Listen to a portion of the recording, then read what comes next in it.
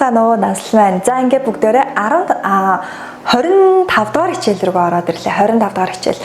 За бидний байраа ерөөхдөө маш ойрхон байгаа учраас за үлдсэн видеонуудаа маш сайн сонсоод аваарай. Яагаад тэгэхээр хоёр дээр ч гарч ирэх хүүхнүүд нэлээх байдаг шүү гэж багш зөвлөмөр байна. За ингээд хичээлдээ оръё. За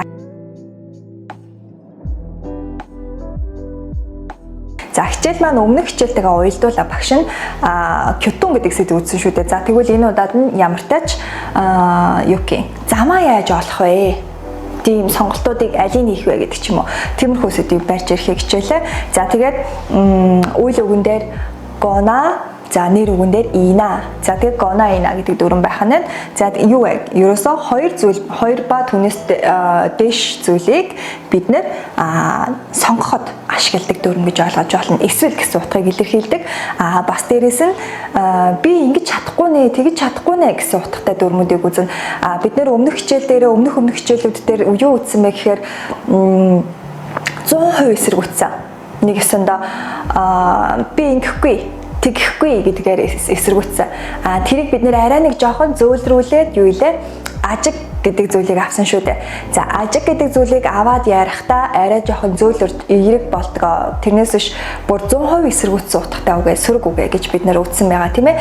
За тэрний чинь яг нөгөө юугийн жоохон эерэг тал руугаа байх хэвээр үг маань муд гэдэг үг байгаа. За нэг ясандаа муд гэ ороод ирэх юм бол чадахгүй нэ надаа ямар нэгэн шалтгааны улмаас би энийг хийж чадахгүй гэсэн нэг ийм дүрэн байна гэж та бүхэн ойлгож болох нэ. За дүрэндээ оръё. Гона ина маань болох юм бол хоёр процесс болно гэсэн тийм үү. Тэрний аль нэгийг нь би сонгох үедээ ашигладаг. За чаги чоне. За юу илээ? Би унтахынхаа өмнө болох нь тийм ээ. Унтахынхаа өмнө юу вэ? 음악을 들어요. 자기 전에 읽거나 за юуг унших вэ? За энэ дээр багш нь check гэдэг үгийг нь яасан орхиод оруулчих. За энэ дээр бид нэр check гэж харъя. 자, 자기 전에 책을 읽거나 자, 책을 읽거나 유에 음악을 들어요. 자, ямар тач би энэ хоёр зүйл айлыг хийдэг унтахаас өмнө тийм ээ айл нэг гэсэн утга санаа байгаа гэсэн. За, хоёр дахьыг харъя хэвлээ.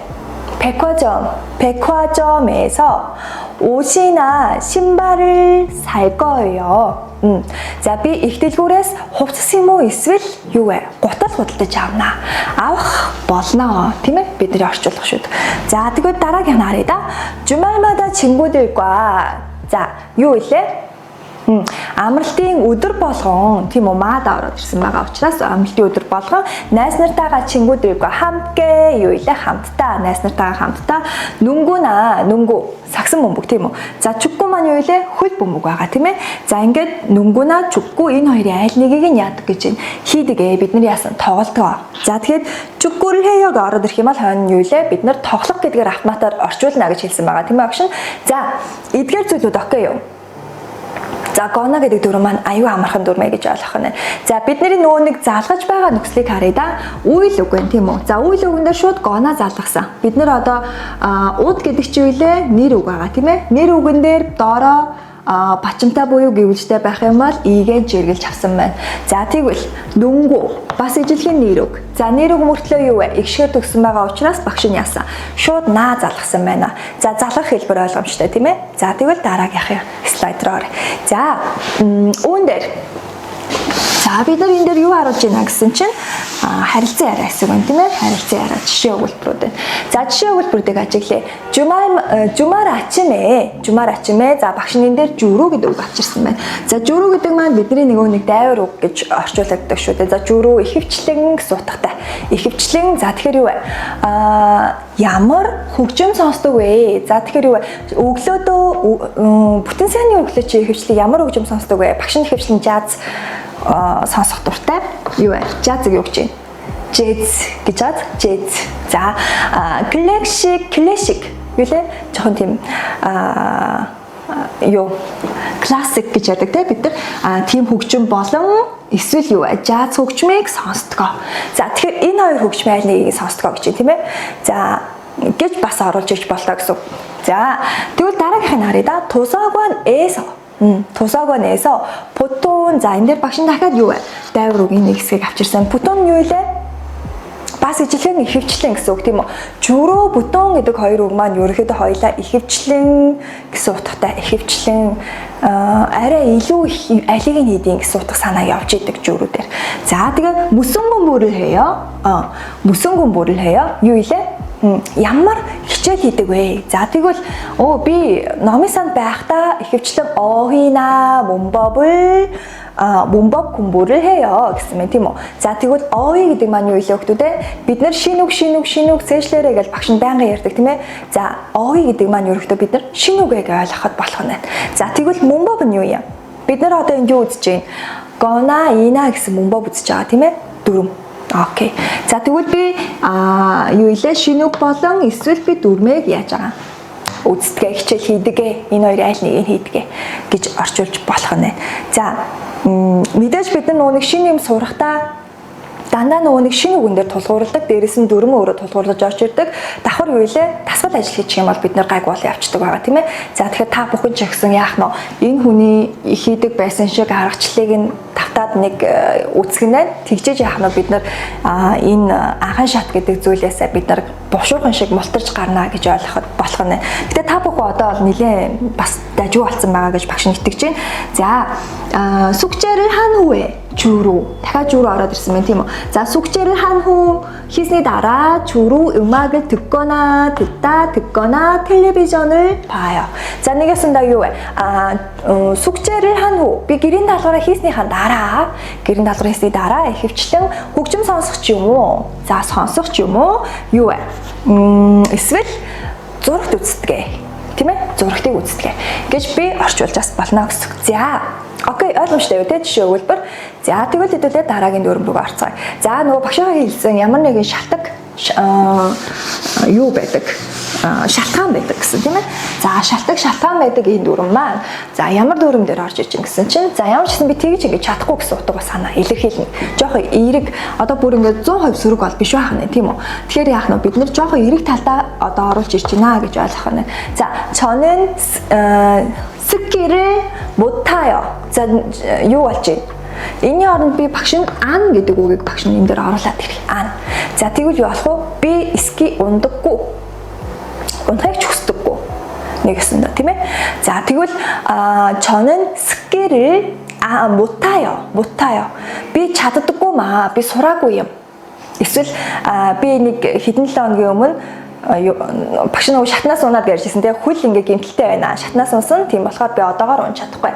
Гэх шигээр яах нь бид нар ямар нэгэн шалтгаан цаанаа байж идэг. Тэр унах нөгөө нөхцөл имрэлцэн байдаг мөртлөө тэрний ард нь шалтгаан байдаг гэдгийг энэ мут гэдэг үг маань илэрхийлдэг байгаа. Багш нь ан дээр ерөөхдөө тайлбарласан учраас бушуухан эргээд явчих. Ерөнхийдөө би яг хэлбэр нь бол ижилхэн байна. За 다리를 다쳐서 오늘 학교에 못 갔어요. За хүлээбэ гэмтэж гисэн учраас юу вэ? Сургууль руу би очиж чадсангүй. Багц? Хүлөө гэмтээгээд өнөөдөр би сургууль руу очиж чадсангүй. За тэгмээ. 이가 아파서 이 슈드өвдөд гэсэн үг тийм ээ. 이가 아파서 밥을 먹지 못했어요. 슈드өвдөд би юу вэ? хоолыг идэж чадаагүй. гэж орчиж байгаа.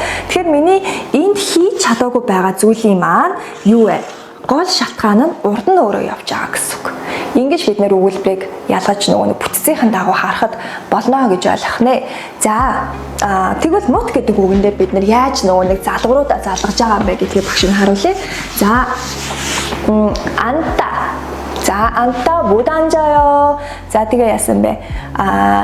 가다 못 가요. тийм. За 마시다 못 마셔요. хоолой өвдсөн би янз янзын муу чадахгүй байгаа гэдэг ч юм уу те. За тэгүнгуудаа 헤어지다 салах гэсэн үг тийм үү. За тэгээд яасан бэ? 못 헤어져요. би салж чадахгүй. Би чамд үнэхээр хайртай дуртай маагаад тэгдэг те. салж чадахгүй гэл одоо ингээд за тэгүнгуудаа яасан. 공부하다 못 공부해요. За би ингээд гэртээ ерөөсө хичээл хийж чадахгүй байна. Магадгүй ингээд миний дэвтэр дээр сараацаад байна. Тийм ээ? Маш олон одоо шалтгаан байгаа. За 만나지 못해요. За би нэг хүнтэй уулзах гэсэн чинь ерөөсө уулзаж чадахгүй байна. шалтгаантай тийм ээ. За тэгээд яасан. 기다리지 못해요. 기다리지. хүлээж чадахгүй нэ би одоо автобус ирсэн эсвэл гадаа машин зогсож байна гэдэг ч юм уу те. За гэх шигээр ярих нь. За 쉬다 амрах гэсэн үг тийм үү. За шүжи мутада. За энэ юу вэ? Ер нь л сүүлийн үед багш нь яваад байна. Амарч ерөөсөө чадахгүй байна гэдэг тийм. За шүжи мутада яасан гэсэн чинь коронавигоос болоод гинтийн байдлаар онлайн хичээлийг маш хурдан гаргах ёстой болсон гэдэг ч юм уу тийм. Багш нь бол өөр дээрээ ингээд нэг юм шалтгаан гаргаж ирч чадчихээн. За тэгэн гутаа Юриада гэж чинь тийм үү. За Юриада гэх юм бол яана гэж чинь. Юриази бүтэё хоол хийж чадахгүй. Ийм хүмүүс зөндөө байгаа тийм. Гэхдээ юу вэ? Өөрийн гэсэн хоол хийж чаддаг байх хэрэгтэй. Өөрийн гэсэн гарын хоолтой байх хэрэгтэй гэж зөвлөмөр нь эрэгтэй ч эмэгтэй ч. За марада тэг юу вэ? Маражи мутада. Чи японоор ярьдаг уу? Чи германаар ярьдаг уу? Францаар ярьдаг уу? Юу вэ? Бүгдээрээ ярьдаг бол би чадна нөгөө нэг бидний юу илээ? Чадна гэдэг үг байгаа шүү дээ. Су ямар су илээ? Илсу итта тийм ээ.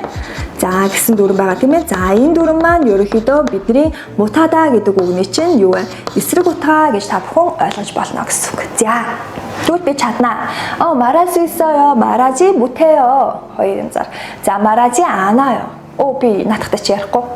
Хэр нэвтрдэг юм гэдэг ч юм уу, хэрэлтэй байдаг гэдэг ч юм уу те. Бид нар тэгдэг шүү дээ. За тэрний чинь бас нэг жишээ байж болно гэж ойлгож болох нь байна. За ингээд жишээ өгүүлбэрийг харцгаая. За жишээ өгүүлбэр дээр юу орж ирж байна гэсэн чинь 왜 밥을 안 먹어요? Чи яагаад хоол идэхгүй байгаа юм бэ?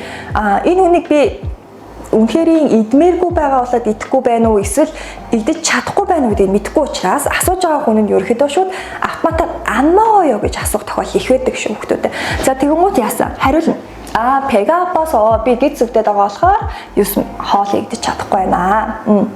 Тэгээд 배가 아파서 밥을 먹지 못해요. 자, 요 일에 хоёр төгсгөл хоёуланг арна явж байгаа. За, тэгээд доотлыг харъя да. 중간 시험 요 일에 явцын шалгалтыг хэлж байгаа. За, их сургуульд авах юм бол та бүхний юу гэх нэг ийм 3 сарын семестр байгаа тийм ээ. За, 3 сарын семестр чинь голоороо юу гэх 1.5 сар явж байгаад нэг шалгалт авдаг. Дахиад 1.5 сар явж байгаад төгсөлтийн шалгалт авдаг. Ийм хэлбэрээр бас явдаг байгаа шүү.